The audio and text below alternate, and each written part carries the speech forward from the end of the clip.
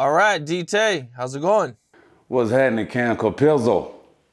Hey, just working, man. Staying grinding. Yes, sir. You've been doing your thing for a long time now. You've been around.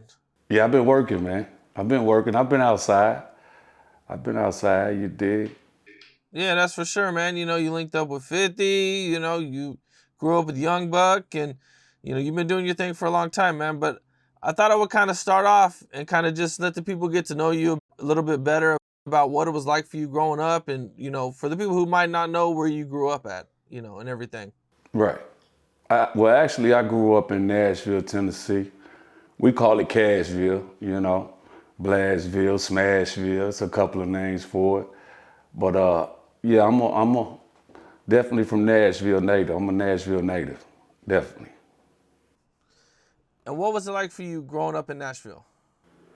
Ah, man, the young DT. I was active, man. I always was active, you know. I'm the type that I make a way when it ain't a way. Or I be in the way sometimes.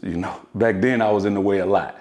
But as far as, going to school, I was good. I was smart, but I was more into one foot in, one foot out. So, I wasn't totally focused. I got put out a couple schools, a couple fights, you know.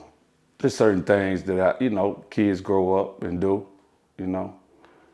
That's all. I just had to, I was not focused then, you know. Going through everything on the streets, not being focused. What age would you say it was that you jumped off the porch? Let's see. Well, I grew up out south in the projects, J.C. Napier. And once I hit them streets and jumped off that porch, once I learned, I looked up to my older cousin Priest, which rest in peace to my uncle Priest. I mean, my cousin Priest, my big cousin. And I kind of looked up to him as far as getting money, getting that money in these streets. So once I seen, everybody don't got it in them, but I had it in me to be a hustler. You know what I'm saying? I could make it happen and get that bag. So I got into that more than trying to go to school. I was hustling at a young age in school. Were you rapping at this time? Yeah, I was definitely rapping in the lunchrooms, in the gym. I was one of the popular ones with the rhymes. You know what I mean? Beating on the table and rapping. That's when I knew I had a gift for it, how fluent it came out when I was rapping. So And at what point do you meet Young Buck? back to my older cousin Priest, that's actually how I met him. My cousin had a trap on the north side of town. We from the south side, but we had a trap on the north side. And Priest's brother had brought David up to the trap one time and introduced him to my cousin. And he took him in. And when I came over there, he introduced me to him, and we kind of kicked it off a little bit. I was a little older than him. He used to rap a lot, all the time. And I used to tell him, nah, hold up. I can rap too. So we would go at each other with the rapping, you know what I'm saying? And sometimes it might end up in a little brawl, here and there, a little wrestling match. But, we had a lot of fun with it. We both seen it. We both had talent, you know. Yeah. It started in the trap, though. Okay. And you guys are at the trap all the time together? Getting to know each other? Is that kind of where you guys became close friends at? Yeah. Eventually he started to want to ride with me and be with me, around me. So I would pull up and holler at my cousin, and then when I leave, he would jump in with me. So, I was a little wild riding with the 4.5 with the box of bullets on the seat. Just wild, man. And he would jump in and we would just hit clubs all night, and, we would turn up, you know what I mean? We would turn up. Do you graduate from high school? Nah, I didn't graduate. Nah, I got put out of a couple schools, man. Hunters Lane, Whites Creek, McGavick, what else? Shit, I was at a couple schools, man. Yeah, I didn't get to graduate though. Did you ever have a real job? I worked at Crystals one time in high school, but we couldn't keep our hands out the register. So I couldn't keep that job. You know what I'm saying? I was eating up all the burgers. You feel me? I supposed to be cooking the burgers. I'm cooking the burgers and eating them. So, you know, the boss was like, yo, you can't eat the food. You got to get the order out first. And I said, there's a couple of more burgers left. I cooked them, you know. But yeah, I couldn't keep that Crystal's job. They fired you for eating all the food? I ate the food and they was minus a couple weekends, you know. It was minus a couple. Okay. Yeah. All right. Now, are you taking music serious at the time? Actually, I'm not. I'm having fun. You know, I hadn't found my structure with it. I just knew that I could do it and I was good at it. Yeah. And is Buck taking it serious at the time? Yeah, I would say that he was probably taking it a little more serious because he would never stop rapping, you know. I don't care if we in the car, he want to cut the radio down for a minute and rap over the beat.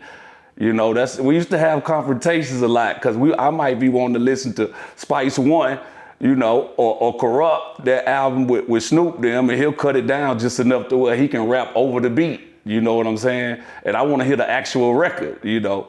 So then we arguing over the knob, and then he trying to touch the knob, I'm trying to move his arm, and then there we go. You feel what I'm saying? In the car. So yeah, it was a lot of back and forth with me and David from the jump. Okay, and what do you think was like the craziest time that you guys had together during that time growing up? It was actually the Shootout. We was actually at a trap on a part of town that I actually grew up in, Haynes Garden. Shout out to Haynes Garden. And at this time, a lot of the robbers was coming out of Haynes Garden. And my cousin had a trap right beside Haynes Garden, and I kind of knew they were gonna come in there eventually. But you know, knowing my cousin Priest, how he was, we had guns everywhere. So he was like, what you think these guns for, Tay? You know, so they eventually came one night, actually on my birthday. My cousin was out of town, and he left Buck in charge with a couple more guys, Bread, Quinn. And you know, at this time, they were doing drugs. We were adventuring into drugs at the time, all of us was. And the popular drug was volumes at the time. And they happened to be on a downer, you know. And I was out in the city, it was my birthday, I was turned up. I just said, let me stop over here and check on them. When I got there, they opened the door. They got it dark in there, they sleep. The pit bull is asleep. You feel what I'm saying? So they sleep, but they got the guns beside them, but they sleep. When I came in, they laid back down, and just so happened I stayed up. And I remember the power going out. And I thought it was raining or storming or something, you know. And at this time I was wild, okay? Tony Montana, you know Tony, okay? Them type of people, you know what I mean, like that. So anyway, I'm in there and I couldn't lay down. So when the power went out, and I always kept this big 4.5 on me anyway, with a box of bullets, period. So I put my gun on my chest. I tried to lay down for a second because I thought the power had went out. And when I tried to lay down, all of a sudden the power came back on. Now when the power came back on, I sat back up, grabbed a joystick, and had the 4.5 in my lap. Now they still on the ground asleep. So when I picked the stick up, all of a sudden I heard the screen door get checked. We had a screen door on the trap, and it's like they checked it. And when I heard them check the screen door, I just naturally rolled in the kitchen because I knew, I felt like it was a robbery. And there was a lot of, in Nashville, there was a lot of people getting robbed, killed, duct taped at the time at traps. So I just had a feeling it was the robbers, and it was. I rolled in the kitchen, and they checked that screen door, then they snatched it off.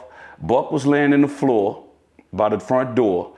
When I rolled in the kitchen, I looked around the refrigerator, and that's when I seen the door get kicked in with two gunmen that were masked up, you know what I'm saying? And one of them had one of them straps with the strap around his shit. He had a big motherfucker in there. So when I seen, I said, okay, we got action. So I found when they kicked the door in, Buck heard it. And when he heard them when that door hit that wall, it woke everybody up. But Buck was laying facing me. The guy kicked the door in, and as soon as he kicked the door in, he was standing over top of Buck. So he told him, don't move. Well, as soon as he told Buck, don't move, I had found the safety on my 4.5 and come around the refrigerator. So I started shooting first. Now I thought once I started shooting, he would run off because I caught him off guard. You feel what I'm saying? But they were serious about the robbery. You know, once I shot, he fell out the door and he kept shooting. Then he stuck the gun back around the door and was just shooting at my area. So I'm in the kitchen shooting. When he started shooting, I ain't gonna lie, I got little. I got behind the refrigerator because he was shooting some big shit. So I got down. I ain't one of them gonna be trying to act like, nah, I was, no. I had to get down while he was shooting. When he shoot, soon as he stopped, I come back around the refrigerator. So now we shooting it out. Buck look up, see me, try to run to me. The guy shoots him in the leg and in the arm. Now when he falls in front of me, I come over top his body and keep shooting. Boom, boom, boom. So now finally, this guy stopped shooting. Yeah, I guess they took off running or whatever because the police found his mask in the backyard. I got everything out the house, picked Buck up. He crying on the floor, talking about he finna die. I'm telling him, be quiet, let me get everything so I can get you to the hospital. I take him to the hospital, drop him off, and go home and go to sleep. Do you know what kind of bullet Young Buck got shot with? I'm not actually sure, but I think it was like a Tech 9 he was shooting at the time because he had the long clip at the bottom. So like a 9? Probably a Tech 9 or it was a Mac 10. It was something like that. Something like that. Okay.